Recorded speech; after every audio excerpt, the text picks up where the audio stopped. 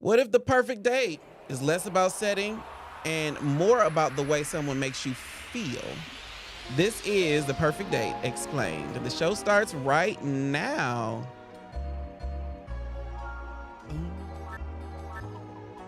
Can I tell y'all I love that theme song? What up, though? Jay the Gentleman here. That's at JAI the Gentleman. We are live from the back room right here on Dear Black Gay Men podcast. Today, we're diving into a topic that can make or break a potential relationship: how to have the perfect first date. We all want that magical first impression, but we are putting in what it takes to create a date that's smooth, fun, and leaves us both wanting more. We'll also be dropping some must-know tips to help you turn that first meetup into something more. To help to have tonight's conversation, I am joined by Kels, Derek, and Jasper. Are y'all? Hey, Kels. Hey, how you doing? Hey, Derek, Jasper are here. Yay! See, I'm gonna get all them buttons in. I'm gonna make sure I got all the buttons. How are y'all doing? Amazing. Jasper, I will tell you that I do a lot of flirting on this show, and this raspy voice of yours is making it hard for me. I welcome all flirting. That's what I like to hear. Surprise, surprise. He welcomes all flirting. I'm here for it. Derek, how are you? I'm good. These buttons are sending me. They are Absolutely. intended to send you. I want to make it feel inviting here. The unfortunate part is, so for everybody watching, there is more people in the space than headphones, and so unfortunately you can't hear the buttons happening. But we'll feel you. You can watch it later. You can laugh about it later.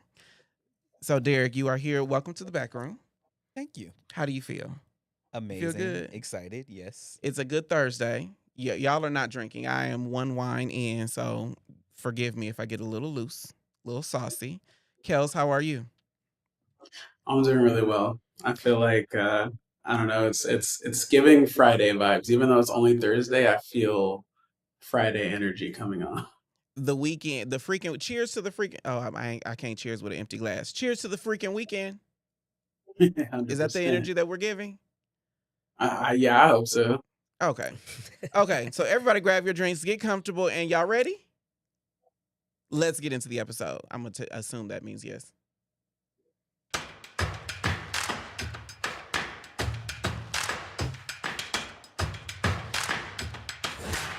Okay, my first and favorite question is always, what have you had it with in Black queer culture? Today, Black queer culture, because not everyone in the room is gay. So I want to make sure that we're clear about that. Black queer culture. What have you had it with? Jasper, I'm going to start with you. Ooh, with me, what have I had it with Black queer culture? Okay, wait, can you?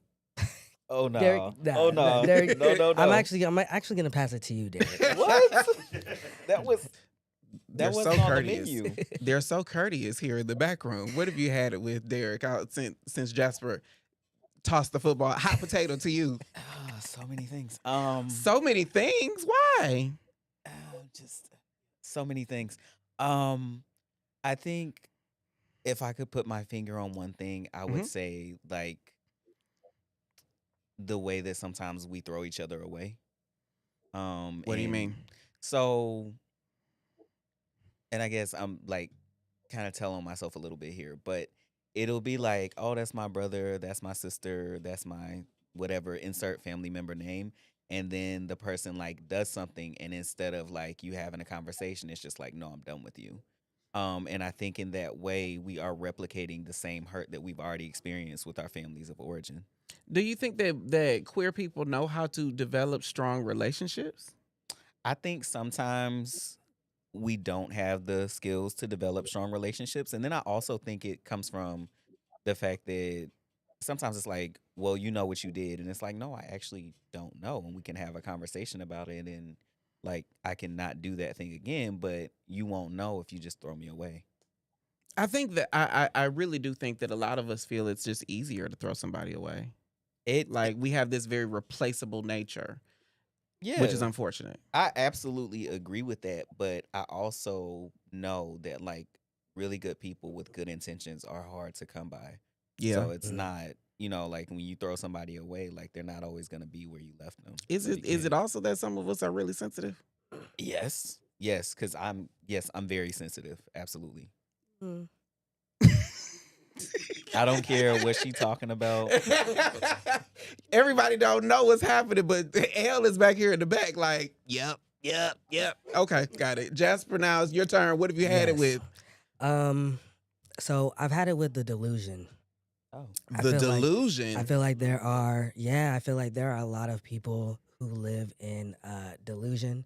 Um and I mean kind of piggybacking off of throwing people out, under the bus, but just for instance, um most recently I saw this tweet of this black gay content creator. It wasn't me, was it? No. Okay, good. And he was just talking about like, I'm not that gay. Like I don't be twerking in clubs. I don't be wearing skirts. I'm like, but you do be taking dick on camera. So, and so it's like, it just really, I'm confused. I get so confused. And they are serious about this. They are very serious about judging others on their femininity and, their proximity to queerness, although they are clearly gay. What you know, Joe, he said, put that comment back up. He said, what you know, Joe says, let those be delusional in peace. I think, to Jasper's point, and what I'm hearing you say, though, is you can be delusional. Just keep your peace to yourself. Hold your peace. Hold your peace. Right? Close with you. Hold it close. Oh, my God. can we add detransitioners in there too? Want you to detransition in peace, but hold that. Be quiet about it. We don't Mhm. care. You're no longer a trans person, so you shouldn't be speaking out for trans people. Mm-hmm. Now, clearly that is, I would say above my pay grade. Put that back up. I ain't read it. But clearly I don't know about that one. I mean, I don't have experience with that. I've never seen that. People do that. It's very Yes. similar to, just black gay men in this instance going and being like Trump supporters or fuck just them. like, talking out against black gayness. Okay. Um, They have this comment up. It says chaotic. I've had it with black queer family thirsting so intensely for the cream crickets Oh, who sincerely ain't looking for us like that, then getting mad when you find out they not checking for us. oh. That's all I can give that one. Kels, Yeah. are you there? Kels, can we I'm take here, that yeah. down? It's covering up his head. Okay, what have you had it with, Kels? Okay, I'm gonna say two separate things. So the Uh-oh. first is like broadly speaking, transphobia. I think Okay. that like it's the year 2025. Like your space, if you're having queer parties in any capacity, it should be trans inclusive. Um, and like just the idea of people still shaming people who like date trans people, are attracted to trans people, like fetishizing the attraction to trans people, like just like cut it. And then the unrelated thing I've had it with is expensive parties.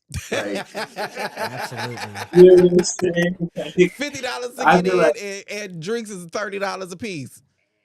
it's Hard wild. I'm pass. like, That's what nah, keeps Bulldogs in business. Because you can go in there and get a $3 whiskey on the rocks and call it a day. My whiskey on the period. rocks And is that's $3 and have no issue going in there and spending my $20 in a night. 100%. And honestly, I mean, like, in all seriousness, I think that, like, historically, community gathering spaces are so vital to, like, the joy and the survival of Black queer people. And it's like, not, spending like upwards of a couple $100 every weekend is just simply not accessible or sustainable for a lot of people. So, yeah, the expensive parties I've had it with for sure. I've had it with that too. I won't tell y'all what I've had it with because they're telling me I got to move on. But I've had it with that too. Yeah, I know y'all didn't, but okay. One of my favorite additions to Dear Black Gay Men podcast is our recurring segment, Top 5. Are y'all ready? Hit it.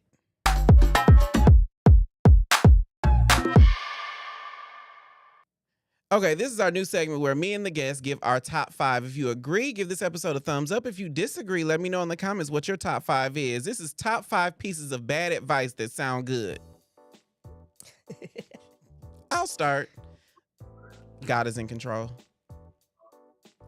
Fake it till you make it.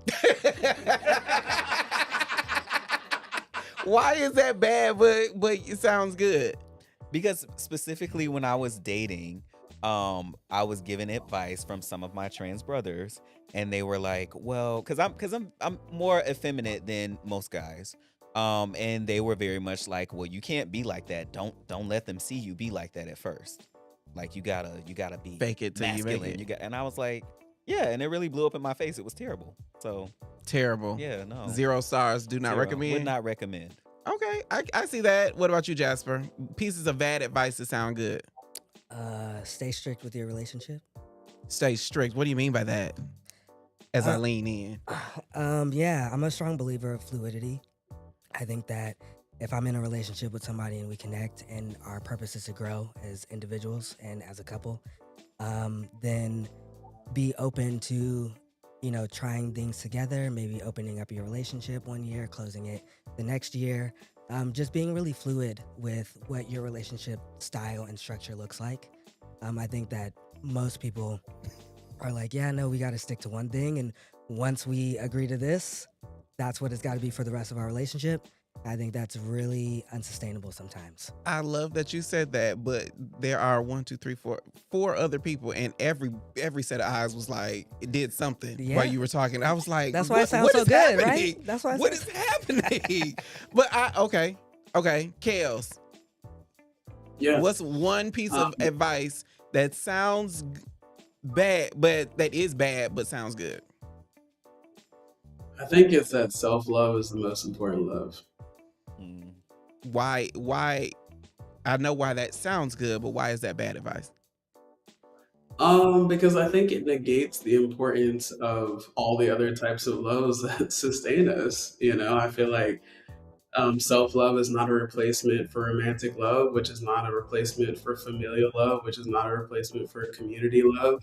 I think these are all equally valid desires and aspirations in love. And I don't know, I just feel like sometimes people use like self-love to like shame people that want other shit. Like you can love yourself and also want to be in a partnership or want more friends or any type of like more expansive type of love. I think these are all valid, and I don't think there's a hierarchy on types of love, basically. I think that a lot of people feel that love is finite. Like it's a finite resource that if I don't give it to you, then if I don't give it all to you, then there's less of it for me to receive. Do you agree? I do think a lot of people think that, and I think that that's like how you get in kind of dangerously codependent context where it's like now your source of love is one person or whatever. But yeah, I think love can be ever expansive. I think honestly, I feel like being loved well in one context helps me to love better in another context. I would also add that being fucked well in one context helps me do everything else well. Because that post-nut clarity will change everything about my atmosphere. Am I wrong? That could be am I being the loved. drama? No, See, you're right. I'm I telling you. I'm definitely- telling you. Get. I do to have that button. Oh, so you doing the bending?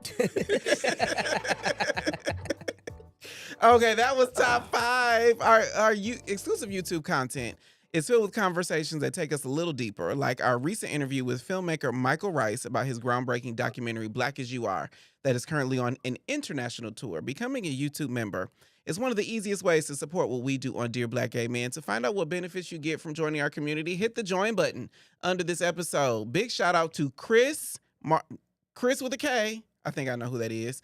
Marcus, David, Jeffrey, and Jay Martin for joining our memberships. And shout out to Jordy who just joined yesterday. Yay!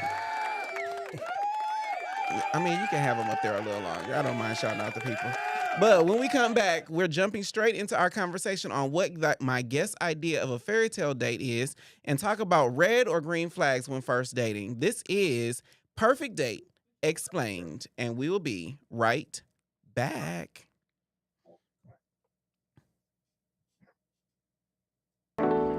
What up, though? I am Jay the Gentleman, and I host all the craziness that happens right here in the back room. As far as I know, we are the only queer-led podcast that has its own studio in Atlanta. We party in the back room. We have a Kiki in the back room. Get that gooch licked on or something. Like, figure it out. Like, We have a cocktail in the back room. Oh, that's really good. That's what she said. And we grow in the back room. Every time y'all are here, every time you're here, you say something that I'm just like, that really happens? If you're in the Atlanta area, you want to join us in the back room, visit dearblackgaymen.com/tickets to see what live shows and events we have coming up right here in the back room.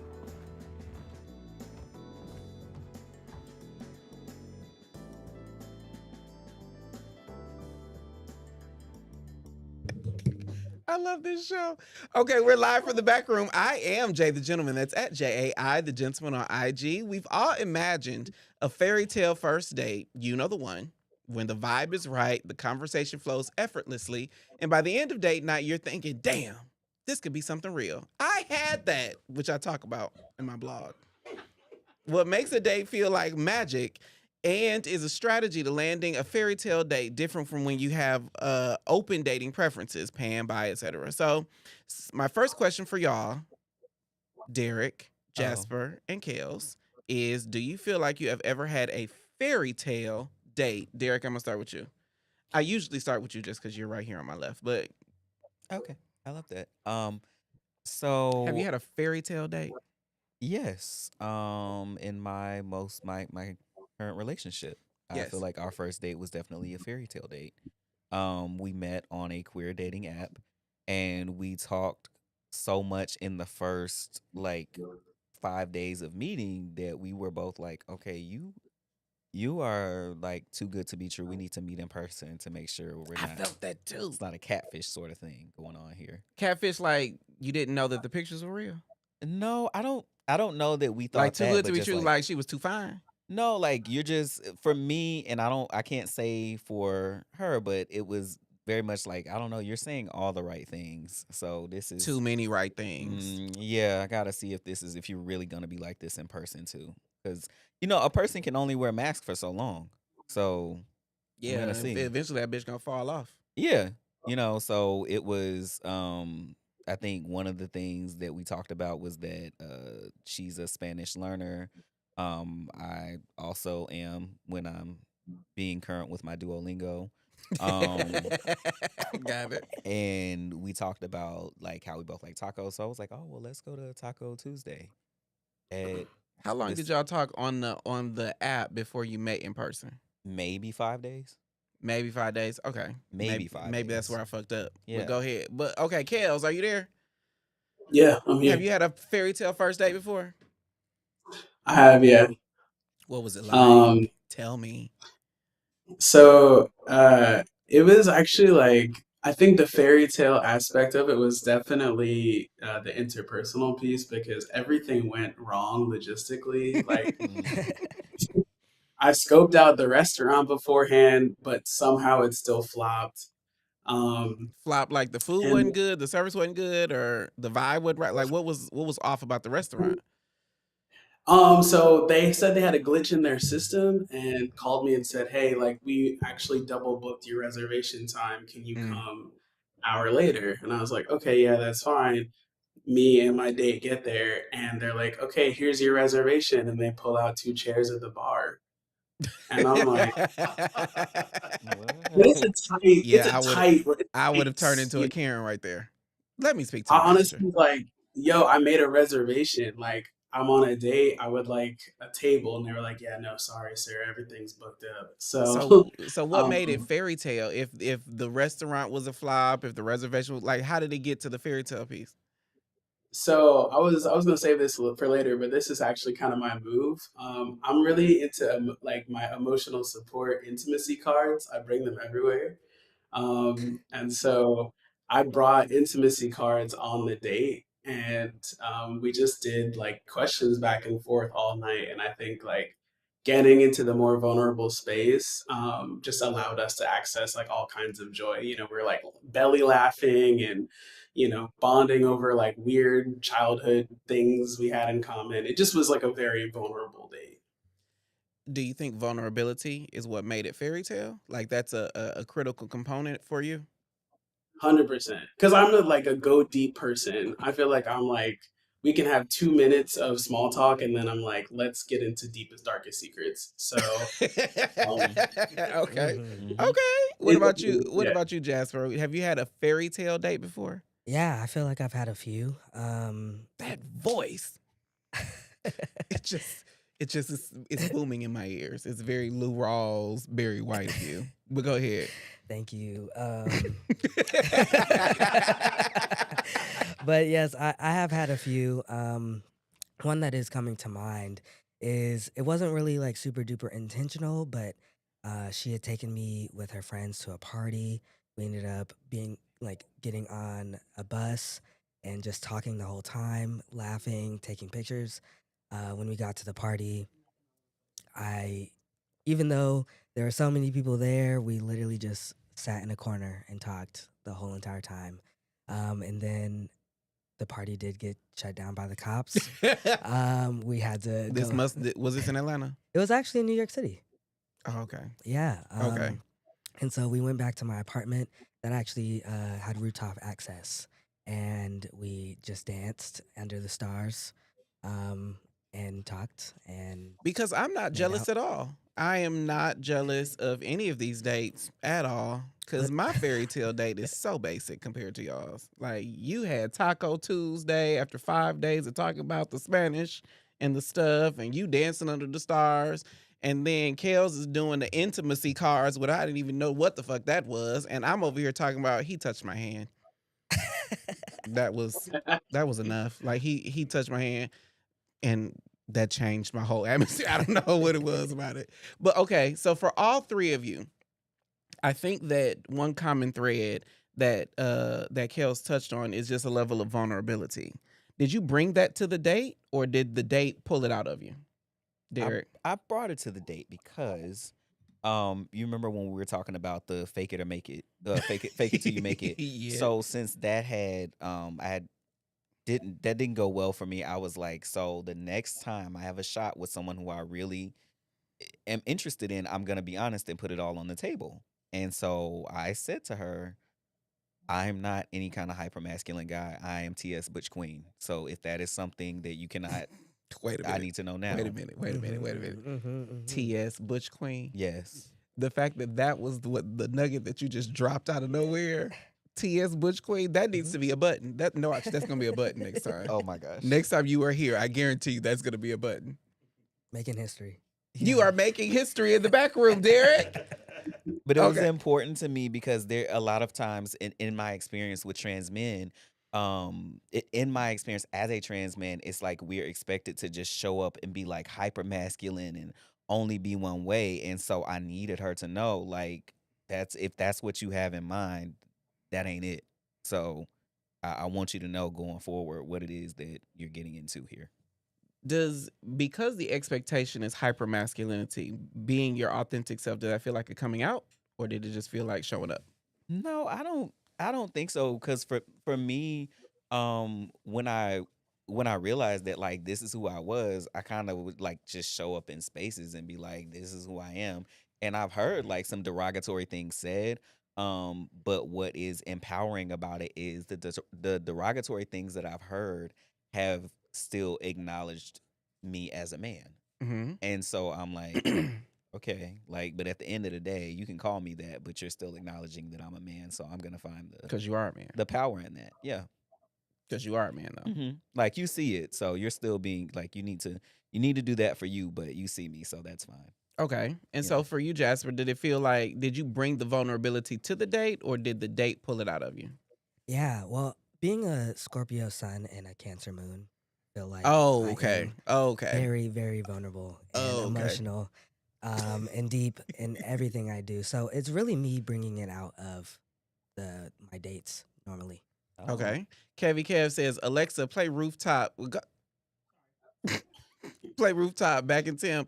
for back in time for Jasper and that fairy tale date. I'm not jealous of any of these fairy tale dates at all, even though I am absolutely jealous. I've not been on a rooftop dancing under the stars before.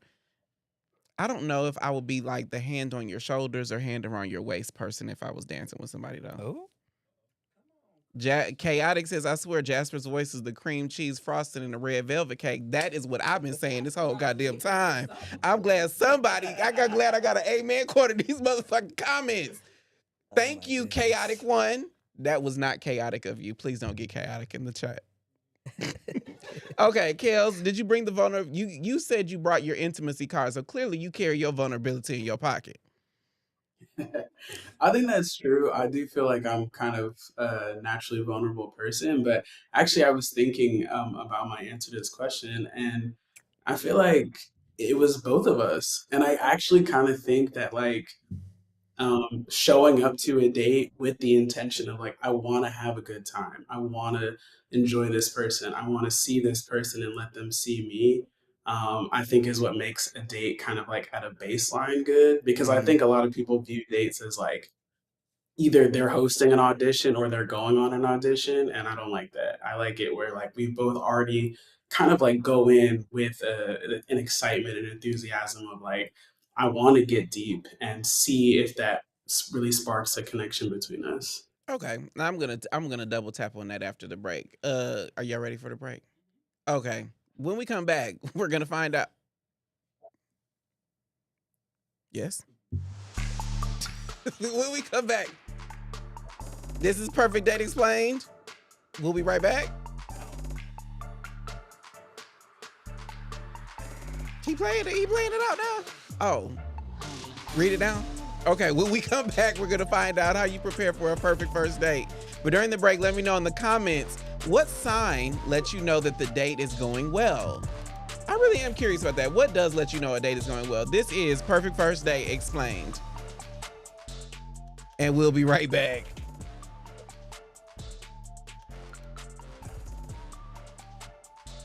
Yes?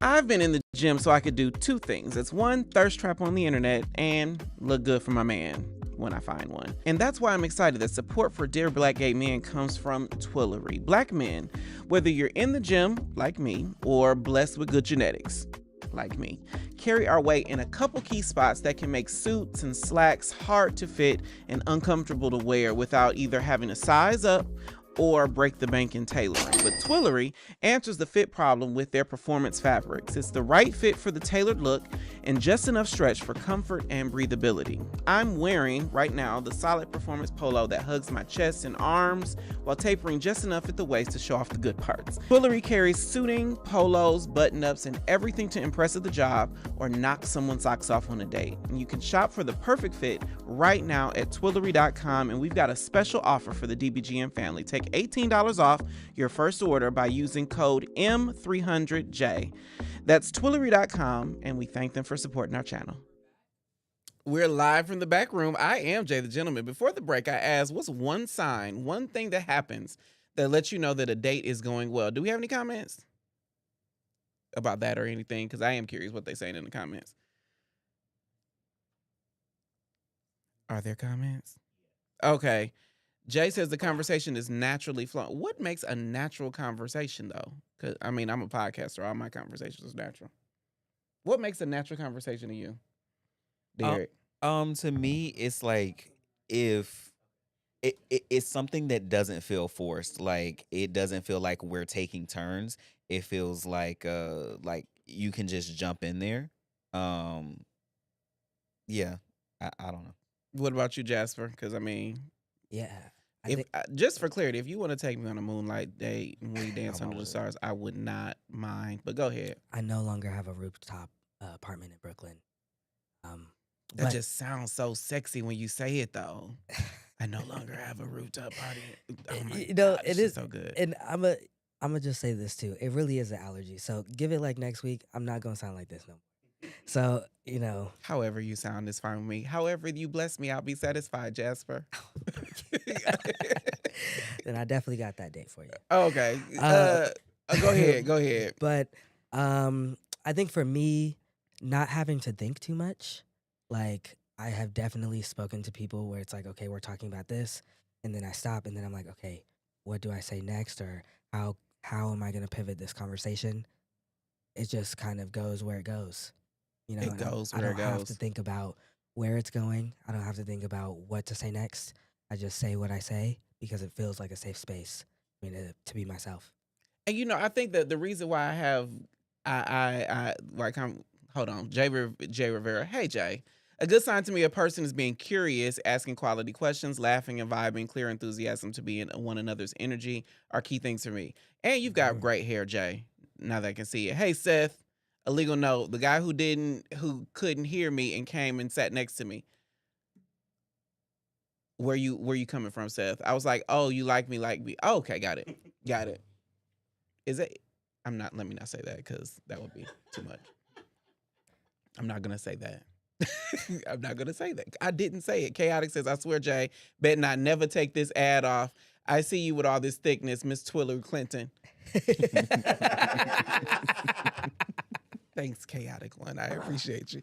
Okay, but I think that the reason why dates happen for me, that first date is so good, is because I do that for a living. Like I listen to people, I talk, I give, I take, I just jump right in. I'm figuring out what to say next. Like all of those things just come naturally to me.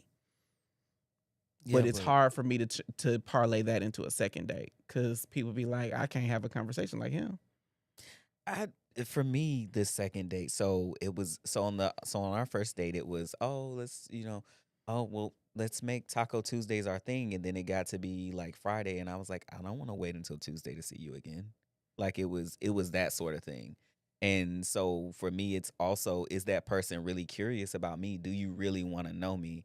Like not just having a conversation, because you can have a great conversation with a coworker, but are you really interested in me and being a part of my life? And am I interested in you? One thing that I've heard all three of y'all say is that you kind of bring this intentionality to a first date, yeah? Period. Like you're going on the first date. Kels, can you put Kels up there? You're going on the first date to inquire as to how you fit into my life. Now, I'll offer, and y'all can let me know in the comments if I'm off base, but I don't know that gay men do that. Like we go into a date just like, oh, it's a dinner, or oh, it's a cocktail, or I've heard many people go on to a first date at a club. And it doesn't, and I don't know that we approach dating with as much intentionality as y'all are putting into this conversation. Is that a safety mechanism? I think it is a shield against disappointment. Mm-hmm.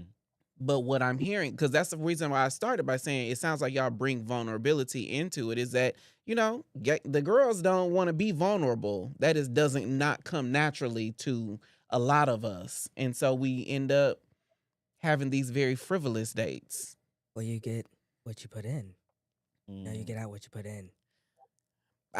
I really do think that's the one thing that y'all have added even to the conversation this far that the girls could learn from. Because if you do, in fact, get what you could put in, then my question to everybody else in the chat, in the comments, is what are you putting into a date? Like, let me know in the chat. Do you go to a first date assuming that this person could change your life? Like, is that a part of the thought process? Let me know that in the comments. And as soon as those comments start coming up, put them on the screen. And I don't always think that even though you get out, I think I agree with you about you get out what you put in, but I also think that for me, I had to learn you might not get it from that person. See, look. Bill says y'all are investing way too much into a first date. Why do you say that, Bill? Panther says I usually don't go on dates until after a hookup. Oh. Okay. Keep going. Anything else? Jay. Okay, Jay says he liked my personality and I liked my look, but my God, he was such a bore. Being handsome and kind was not enough for compatibility. Those two things alone don't sustain a quality partnership. That's true. but again, back to the point. I think that there is a lot more intention. Like y'all, the way y'all are talking about dating is a lot more intentional than I think black gay men talk about dating. Are y'all the Well, anomaly? I feel like to respond to Bill's comment about y'all are investing way too much, I think it's interesting to view like good quality conversation or intimacy or intentionality as like a scarce resource that you gotta like keep to yourself, you know? Like I think in that moment I'm investing in having a really, great date. And I don't necessarily think that that means that, we've signed a blood oath that we're going to be forever people, Okay, it's but like, Kels, when you went on that dream date, legitimately, level with me here. Like, were you expecting that to turn into a second date? Did you go into it wanting more than just a first date? yeah, And I think I that's the did. big difference. A lot of people But approach I dating as it's just a date. I think that's what Bill is speaking to. Bill was like putting way too much into a first date because it's just a date. But I think it would be strange to just assume like I will not have a second date with this person. I will never see them again. I think if you're going into a date with that mindset, then yeah, I could see how almost any conversation would feel like maybe you're putting in a lot of effort for not a lot of return in that like this is a person that you intend on remaining strangers with. But I think whether it's going to turn into a partnership or a friendship or some type of like professional connection, um, I just don't see the harm in facilitating an interaction that has some amount of substance to it. Okay. Yeah. I am listening to you, Kels, but they have put this comment up 10 times and I want to make sure I read it. It says, listen, a first date is just a meet and greet for me, but if they Hit me. hit me, thank you, they hit me with the smooth Jasper-esque voice, romance might could happen. But what if romance could happen regardless of their voice? That's my question. I think that And there go that also. voice. I'm really listening to you. I promise I am. No, I it's promise I am. I'm really listening to what you're saying, but no. my God, that voice. Go ahead. I think also I think of it as I am dating somebody who is my community. I'm not just going to treat them if I like you enough to even ask you on this date to get to know Mhm. you in that way. I want to treat you like a human, and more so, I want to treat you like my own community member. You're probably black, you're probably gay or queer, right?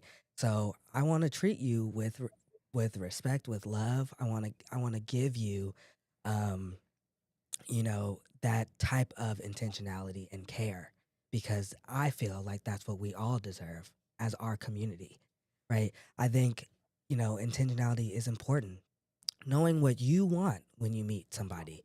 Do you want just a hookup? Am I coming to meet you just to get a feel because it's like, well, I just don't want to hook up with somebody I don't know? Okay, well, then I know that this is my intention. I'm not going to drop $100 and a whole 24 hours on you when I know that this is what this is for. If I want a second date, I'm going to show you my intention, who I am, and hope that you are meeting me where I am and that we can get somewhere, And if it doesn't happen, that's fine. But at the end of the day, I'm not just going to treat you like any random person just because I may not get what I want out of that. You're still a human being. But okay, heard, received. I think that the what I'm hearing in the comments though is, and from culture, because I mean I got a podcast, is that people don't want anything out of a first date. Like a first date is just like he said, it's just a meet and greet. And I can meet and greet anybody. I've met and greeted y'all. That does I would love to have y'all back to the podcast. But I if it doesn't turn into a second, I'm like, okay. And I think there's just this laissez-faire, whatever come what may kind of approach to it. I so I hear what you're saying, and I feel like that's also it's reminiscent of like barbershop conversation. It's that same conversation that says that um if you take a girl to Applebee's, she owes you like X, Y, and Z. Like there's not an expectation, but there is an expectation. And it's like if that's all you were willing to put into it, if you're not really ready to invest, like if you're not willing to take somebody to a nice dinner, if you're not like for me, things that are, and I guess we'll probably get into that later, so I won't say too much about it now. But if you're not willing to like make that initial investment of your time, of your vulnerability, your energy, your resources, like it's just like you said, you can meet and greet anybody. So like, why don't you just go to a movie with a friend or something? Like, why are you like what? Because you obviously don't have you're not interested in relationship building or like what's the point? I just think that for a lot of people that the relationship building doesn't start at the first date. And what I'm hearing y'all say is relationship building could start from date one, conversation one, although what I hear, what I feel, what I've heard on this podcast and in culture is just that for a lot of men, relationship building, like you got to earn that. That's it. That a lot of people feel like you got to earn the effort it takes to build a relationship. Would you agree in the comments? Let me know in the comments. That's really interesting you say that because I feel like even as black men, what I hear is that we constantly test each other, right? And we're constantly testing our masculinity. How man are you? How da da da da da. Why is it that we have to earn, like you have to prove yourself to other men all the time? And that's what that sounds like, is that you are constantly trying to prove each other, you prove yourselves to each other if you're worth common care and decency and empathy and intention. That's crazy. I do agree, which is why I have a podcast because I can put this stuff out and we can talk about it. But I do agree with you that that is crazy that you have to earn common care and decency From other black gay men. But I also think that a lot of people just are set up to where you have to earn intentionality, you have to earn effort. And the irony of that is I really do believe that a lot of us are looking for someone who is giving the effort. Like we're waiting for the other person to give the effort before we do. Legal Note says we're always looking at what the other person needs to do. Why don't we focus on how we show up? What if it's you and that's not the good date? Okay. That's real. That's real. That's real. Okay. Yeah, I 100% agree I'm with so glad what you're if here, it's you. Kels.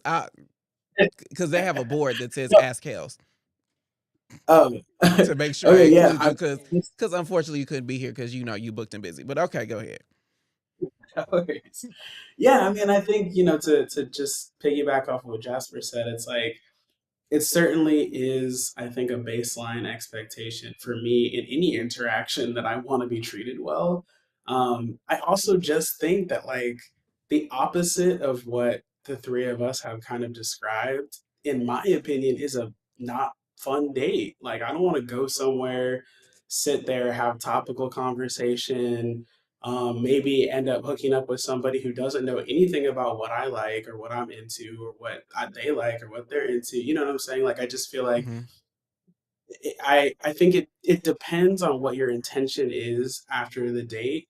You know what I'm saying? Like what you're looking for generally. If you're just looking for people to fuck, then yeah, I mean you're probably not going to be going on fairy tale dates.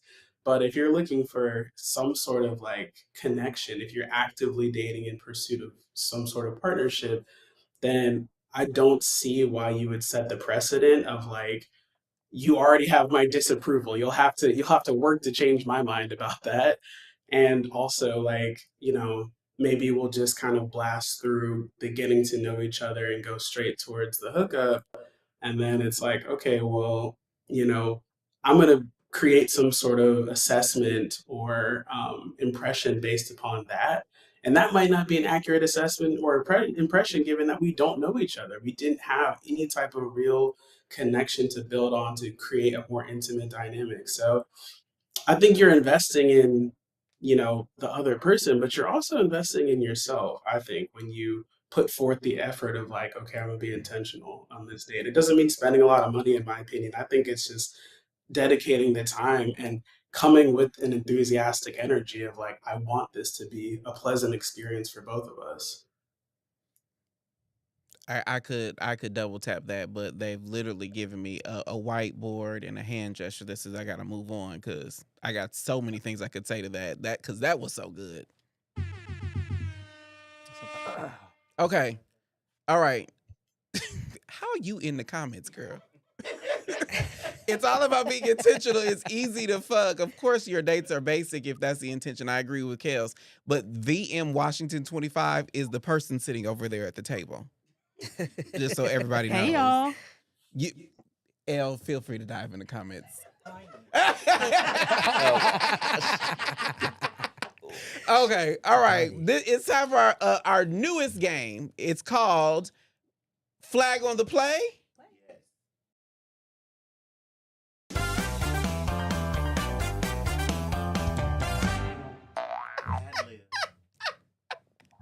Okay, this is how Flag on the Play works.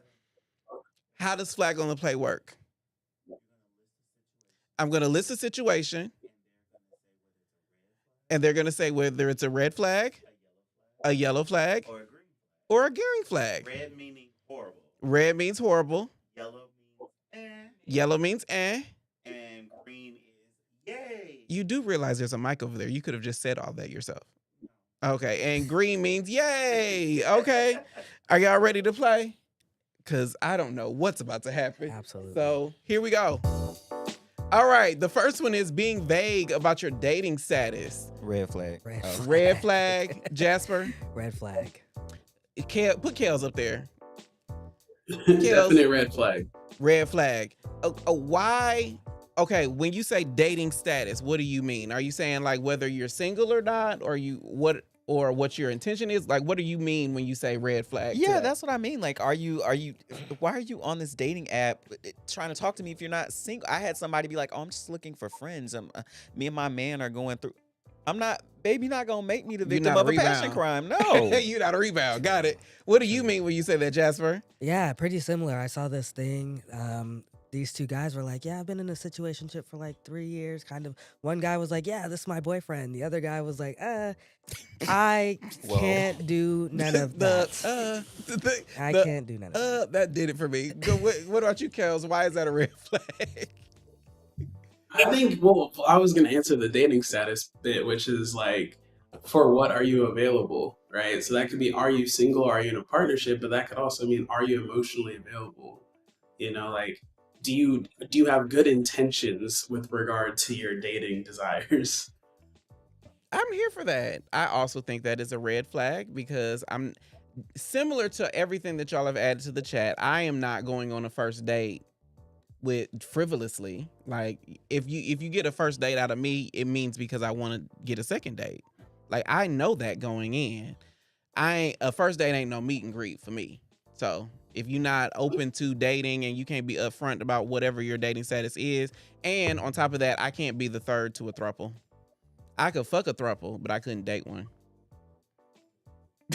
That's real. I wish everybody could see Derek's face. Derek was like, oh, go ahead. What's the next one? All right. Policing your style, friends, or lifestyle. What does that mean? I'm gonna say red flag. Verity, tap into the mic. What does that mean? Policing your style, friends, or lifestyle. Give me some explanation.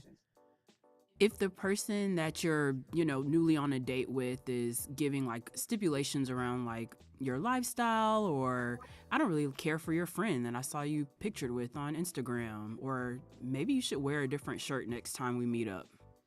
Oh. Go ahead. Red flag. Yeah, definitely a red flag. Kels. I feel like y'all are going to hate me for this, but I'm going to say I need to have more context because I think I don't like your friends is different than you should wear a different shirt. And if I don't like your friends because I think they're problematic, I'm going to let that be known. So for you, would you call that a yellow flag? It's giving yellow flag, yeah. I think I need to know Yellow more. flag needs more context. I would say it's absolutely a red flag, and I'll tell you why. Because a lot of people see me pictured on apps on the internet and assume that I'm very masculine. Just because I might be bigger or taller or whatever. And then I show up with, painted fingernails or short shorts or being myself. And then that'll turn into a whole bunch of things. And I'm just like, fuck that. Yeah. I ain't gonna change who I like. This is me, and I've been this way for a long periodically time. I also think acknowledging and You policing don't have the are two button for different things. that? Oh my god. I don't have that button, Yeah, add that. but I got some more buttons for you when you're ready. Okay, go ahead, Jasper. No, I was just saying, off of Kel's point, I think acknowledging and policing are two different things. In that Agreed. aspect. So it doesn't really matter what you're policing. You shouldn't be policing me at all. And who I am and what I do. You police yourself. Oh. Okay, wait, hold on. To be clear, I do think policing was a very charged term at the top of that sentence, Uh-huh. but I think for me, it's more like I have certain boundaries. Like I have certain boundaries around the types of people that I'm willing to be like affiliated with. So it might not be don't do this thing. It'll be, hey, like what you got going on is simply not for me. Okay. All right, let's go to the next one. It's already up there. It says inconsistent communication following a first date. Red flag, Jasper. It's like a orange flag.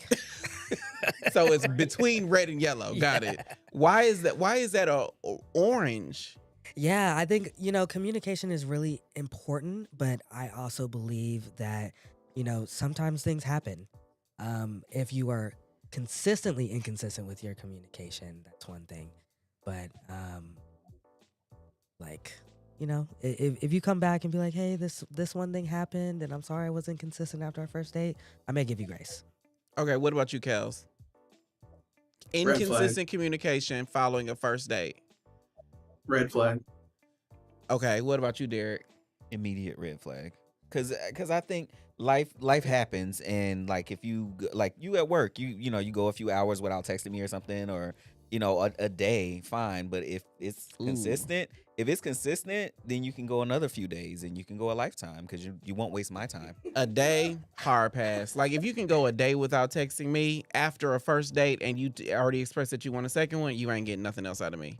Like I agree. expect, I don't need to have like a full we in the text all day, but hey, how you doing at some point is expected for me. But that's just me. Like inconsistent communication after a first date, absolute red flag. Burgundy, blood red, hard red, redder than red. You ready? Okay. Disagreements that don't turn into fights. Red flag, yellow flag, green flag. Green flag. Green. Kales. Green flag, yeah. I think we're all agreed with that one. I think disagreements that don't turn into fights are the lifeblood of a good relationship, because we got to figure out how we can be together. They plan a celebratory dinner for you after achieving a goal. Red flag, green or yellow? Green. Green. Kales. Green. The irony is Aaron only walked through the camera after it was on me and Kale. It was just, I love this show. We don't mind walking in front of camera angles ever, apparently. Although I will tell y'all, I have seen people do like a like what is it when they crawl under the barbed wire? Army crawl. Army crawl, like trying to get under that. I love these people. Okay, they seem really into your body type. Red, green, or yellow? Green. Green. Yellow. Okay, Kels, red, green, or yellow? They seem really into Yellow. your body type. Yellow? Yellow. Why do you and Jasper why do you say yellow, Jasper? Because I'm pretty fit. I think I'm pretty fit and I'm pretty muscular. I think when people are Light flex. right, I that's why I'm pretty I fit, tried like- to take a deep breath before I said that, because Just a little light but flex. I do say that because I think, you go down Grinder, it says, no fats, no femmes, no blah, blah, blah, blah. I'm not really one. If you are fat phobic and you're just like super duper into my body type, specifically because I am fit and muscular, that is a red flag for me. Okay. Why do you say that, Kels? Okay, so I have had like a really complicated relationship with my body. I definitely have had like different phases of like disordered eating, dysmorphia. And so I think like I have had anxieties when I've dated as like slightly thinner version of myself. Like if somebody's so into me like this, are they still going to be excited when inevitably, I mean, as we get older, like we typically expand. I think that's kind of, the general trend for a lot of humans. So it's like, um, I want to make sure that that person isn't like stuck on one version of me, that they have flexibility and a capacity to be attracted to me at a bunch of different sizes. But why can't both of those things be true at the same time? Why can't I really like the way you are now and also be open to evolve with you? I mean, I kind of inferred from the way that the statement is phrased that it's like your specific body type right now. But if it's like they like my body type amidst a bunch of other body types, then yeah, I would say green flag. But I mean, it just depends on what you put in the inflection on. Because I could say they're really into your body type, meaning you, or really into your body type. Those are two different conversations. And I'm like, If they're really into my like I body, really they am make into all of y'all body type. That doesn't mean I'm like closed off to if you gain or lose. I think like I love when people are into my body. Don't get me wrong. It's just my body type makes me feel like you're talking about a physique, a size, a definition, a form in its current iteration, and that's when I'm like, Just for everybody who doesn't know, Elle is here nodding, and you got a good face about everything. So I'm tapped into Elle. Just for everybody, invite Elle back. You're invited back. Okay, what's the next one? They call or text and text throughout the day. Red, green, yellow. Immediate green. Immediate green. I'd say yellow. Why the team sigh about it though? Yeah, I mean, because I've had people with that expectation to call and text throughout the day. I think I'm a pretty decently strong communicator, right? But I'm Okay. also very busy. I'm definitely one of those people who would be like, hey, I'm busy right now. I cannot call you or text you today or whatever. So when that expectation to them for that expectation for me to be available and answer the phone and be on the phone all day is just, it actually overwhelms me sometimes. Oh. Okay, but I think you're adding that to the chat, is that there's an expectation for you to be available. It's not that I'm expecting you to answer. It's just I'm sending you a good morning text and a whatnot. Okay, What if yeah. I'm open to however you can text me back or call me back, but I'm initiating communication. Yeah, absolutely. That's why I said yellow. I think that it's really dependent on the other person. I have dated people who have had that strong expectation, and I've had other people who haven't, and so I really teeter-totter, depending on. I don't know why I love the word teeter-totter. You know the other word I love? The get you gotcha. When people say, "Oh, but Yes, the get you gotcha is," oh, I don't know why. But Kels, what about that one? They call or text throughout the day. Red, yellow, green. yellow flag. Really? Why yellow for you? I don't like texting. I'm just not Like at I'm all? not See, y'all can't see it, but Elle is your in your amen corner, Kels. I don't like texting. She was tapped in. Got it. But you don't I like appreciate texting at all? a caller.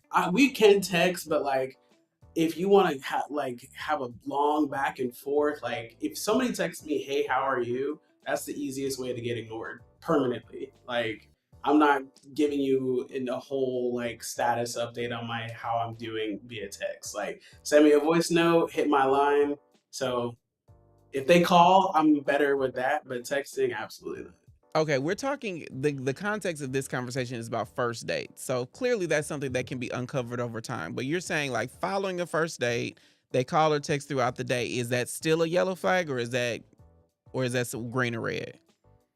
I'm gonna try to get them acclimatized to the fact that we're not gonna be texting like that very quickly. So Okay, I'm gonna still say I will also tell you that mine is, you said a hey, how you doing? Mine is a WYD. If you text me that, oh, I will never respond. I will burn you out of my phone like Vision did Ultron. I can't stand a WYD ever. And people, I said that on the show one time, and then the whole team text me WYD the next morning with like, like the screen on the iPhone. I can't. It's a thing. Put that comment back up. L said yellow. Could love bomb, could be intention. Got it. Okay. All right. Next is a break. All right. That was red, yellow, green flag. That was flag on the play. Yay. Right. Okay. After the break, let's get into how our guests score a second date. But before that, let me know in the comments, once and for all, is sexual position a first date conversation? This is The Perfect Date Explained. We'll be right back.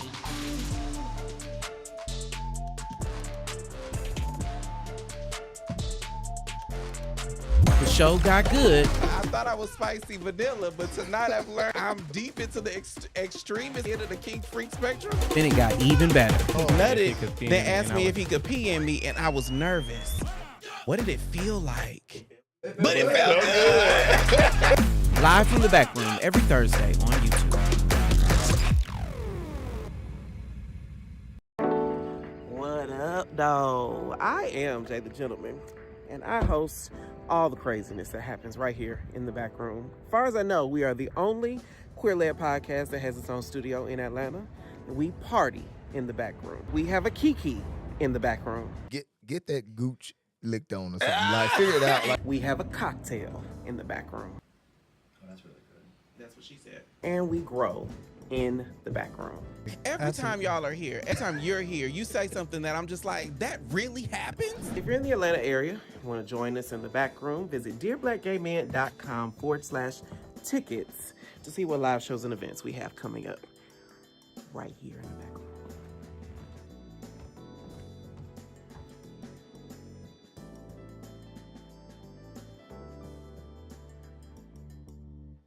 And we're live from the back room. I am Jay the Gentleman. Before the break, I asked once and for all, is sexual position a first date conversation? V, if position matters to you, talk about it before the date.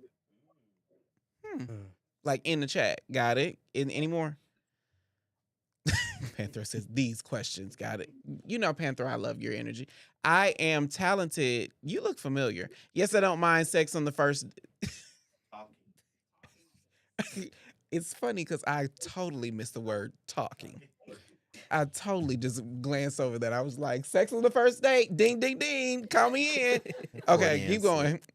Panther, MC says, sexual compatibility is important. I find it suitable to talk about it on the first date. Got it. Bill says, if sexual position is a deal breaker, yes. Okay, is sexual position a first date conversation? I think it depends on the person. You? No, I'm like the other person. Oh, okay, on the got other it. side of the conversation. What about you, Jasper? Sexual position, first date. Yeah, for sure. I think for me, I am open to having sex on the first date, which means that a lot of the times Clearly, I'm you're gonna have either- to discuss positions. right. Yeah. So yeah, I like to talk about positions prior to the first date, but I also don't mind talking about it on the first date either. How do you bring that up prior to? Kels, I'm gonna come with you. Put Kels on the screen. Like sexual position on the first date, deal breaker or nah? I also would agree that I feel like it depends on who the other person is. And this for me actually is like one of the few things that I feel like is kind of gendered. If it's like another man, I think I'm more likely to talk about that on the first date. If it's not, then probably not. True. Yeah. True. I have so many questions about that. That could be a whole different episode of the show, though. That one statement could spawn a whole different episode of the show. But okay, so let me just so I'm clear. Date you, man, cis man on the other end of the table. Sexual position is first date conversation for you, Kels. For you, Jasper, though, it's before the first date. That is in the chat, in the DMs, in the text. Yes. How do you broach the topic of sexual position in the DMs without it turning into a sex situation? Well, I guess normally it is them being sexual with me in some way, shape, or Light form. flex. Right. Well, not really, but not necessarily. But Cause you bring your milkshake, everybody to the yard. Apparently, go ahead. but I think that it is important to kind of. I think most men who speak to me imagine that I will be doing all the bending. I really Um, wanted to push the button. go. Okay. Because I got it. Oh, so you doing the bending? Okay. And so, sometimes I find that if they initiate that sexual conversation first, then I will be like, okay, by the way, this is This something. is the tea. This is the tea. Yeah. And yeah, I'll just leave it at that. Okay. So, Kels, for you, how do you how do you broach the topic of sexual position on a first date without becoming the preamble to a hookup? Um, I think it always kind of gets slipped in casually. I think people just like I feel like I tend not to initiate the conversation, but I think it's kind of like a question like are you top or bottom? Are you verse? And then, I'll give my response and then they'll give their response and then it's kind of a cheeky moment. So I think Cheeky it's good or like cheeky bad? I think cheeky good. Okay. Okay. I think so. I can't read that. Okay. Okay. We've talked about how to get dates and what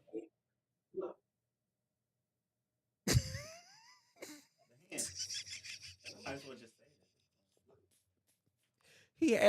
say he wrote something on the chat that on the board that is a very, very inside joke. We'll talk about it in a second. Okay, we talked about how to get to dates and what makes a first date perfect, but what does it take to turn a great first date into something more? Is it about the perfect follow-up text, playing it cool and making your intentions known? How do you read the signs and that they're just as interested as you are? The final question for my guest is how do you determine your date's intentions are to move forward? Derek, I'll start with you. Like, what comes up on a first date that says, okay, they want a second one? I think even before we get to the first date, for me on my dating profile, I was very specific. I was like, I'm dating for a relationship. I'm not into like I'm not gonna try to date the multiple people, like all those sorts of things. Mm-hmm. So then when we got to the first date, and we had already had that conversation about like what my intentions were, and we'd already talked about our intentions being aligned. And so when we got to the first date, I was like, just so we clear, like, are we on the same page here? Like that sort of thing. Are we on the same page? Because like I don't want to waste your time, and I don't want you to waste mine. Okay, Kels, what about you? Like, what comes up during a first date that gives you a hint that they want a second? Anything that gestures towards like us seeing each other in the future, like, oh, we should go to that museum. Like They make plans with you, or at least suggest some plans. yeah, the implication that we will see each other again or that they want me to like experience some part of their life that we would have to encounter each other again for that to be possible. Perfect. Put that comment from Jay Rivera back up.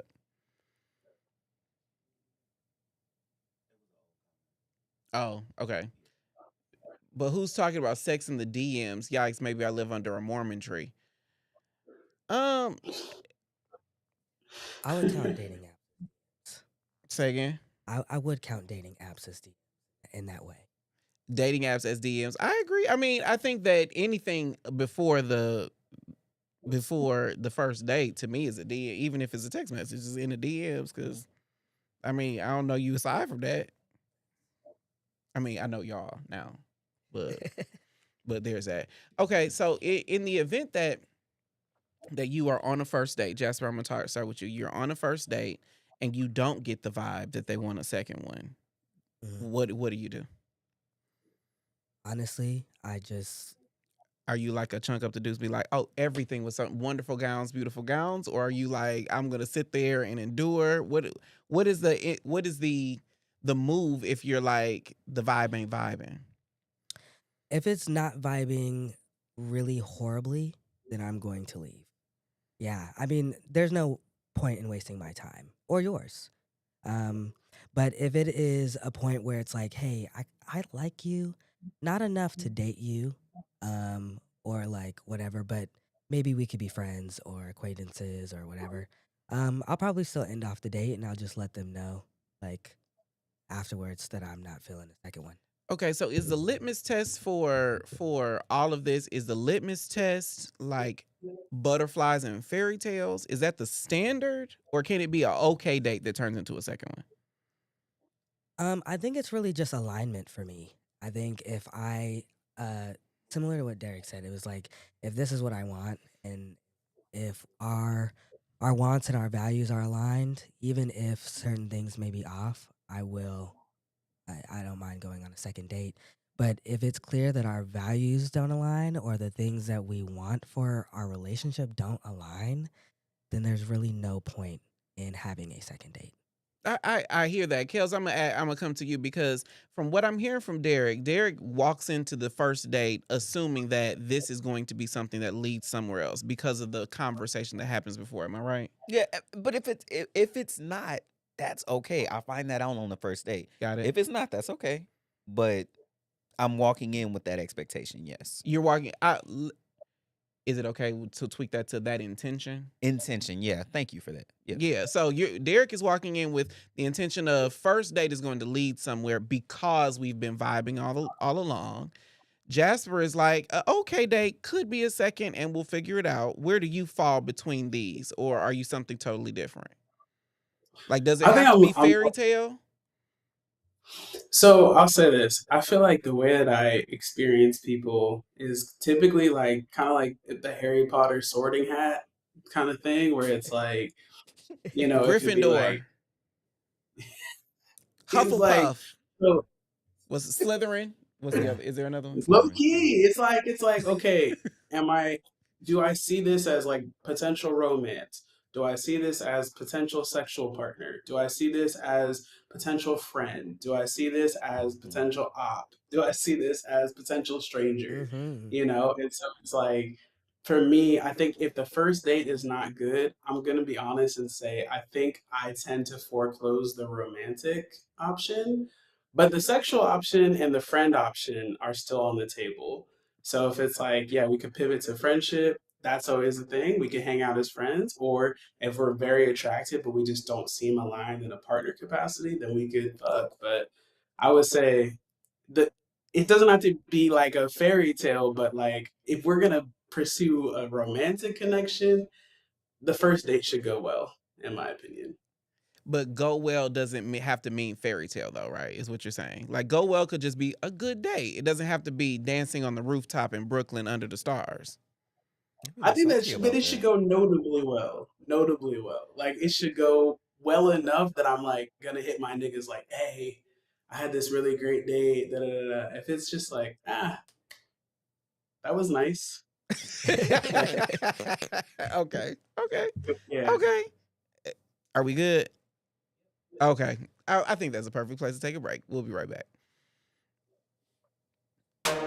We ain't never had a conversation this good. Start fighting and it's over nothing. Like, why? Nothing was off limits. What do you look for? Top thing, first thing. First thing. You Honestly. scrolling on the apps and you like, how has HIV impacted your dating life? Then it got a little petty. Worked the same way that the negative hole worked. But I said, Celebrating National Black HIV/AIDS Awareness Day. It's the HIV Talk on Dear Black Gay Men podcast. So, just for Derek, I'm going to make sure I play. Surprise, surprise. Oh my God. And of course, my favorite Since you got is your degree and you know every fucking thing. I couldn't work those buttons into the show yet, but I would like to thank my guests Jasper, Derek, and Kels for joining us tonight in the back room. If you would like to connect with any of them, either of them, links to their socials are in the description. We spent an hour talking about first dates, and there is an elephant in the room that needs to be addressed. So let's put this conversation in context. Here on Dear Black Gay Men, each of these terms is intended to be a catch-all for something.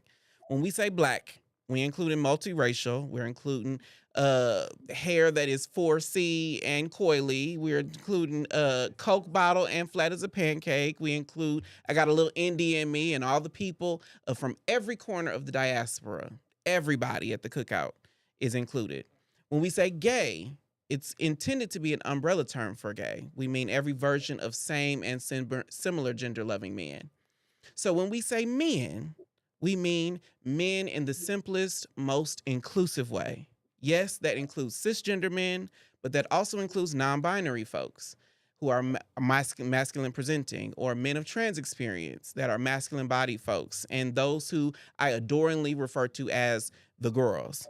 So, dear Black gay men, this platform is for, but not limited to, same or similar gender loving, masculine of center presenting men and non-binary and gender non-conforming folks that are Black. I just can't fit that on the logo. That was our that was our show. We've got new content every single day right here on Dear Black Gay Men. Tap into the comments on IG at Dear Black Gay Men, and I will see you next time. Bye.